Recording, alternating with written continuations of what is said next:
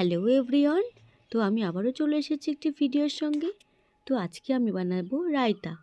তার জন্য একটি শসা নিয়ে নিয়েছি এবং একটি ছুরির মাধ্যমে দুই পাশটি কেটে নিলাম। এবার দেখুন একটি পিলারের মাধ্যমে আমি শসার খোসাটি ছাড়িয়ে নিচ্ছি। তো আপনারা দেখতে থাকুন আমি কিভাবে এটি বানাবো।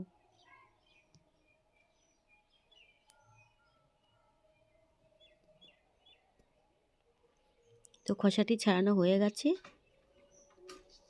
এবার আমি স্লাইস করে কেটে নিচ্ছি। এবার ছোট ছোট কুচি করে নিচ্ছি।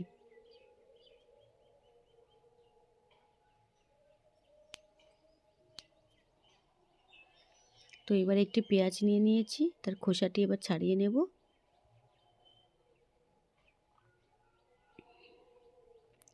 তো এবার দেখুন পেঁয়াজটিকে আমি কেটে নিচ্ছি।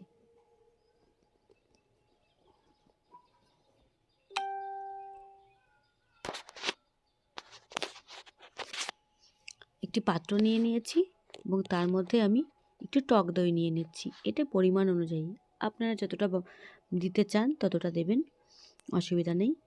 তো একটু পেঁয়াজ কুচি দিয়ে নিচ্ছি, শসা দিয়ে নিলাম একটু,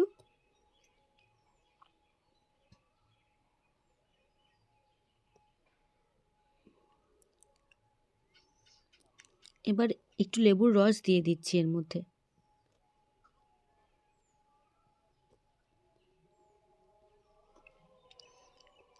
একটু রক সল্ট মিশিয়ে দিলাম। তো এগুলোকে একসঙ্গে ভালোভাবে মিশিয়ে নিতে হবে। তো দেখুন আমার রায়তা রেডি। Thank you. ভালো থাকবেন।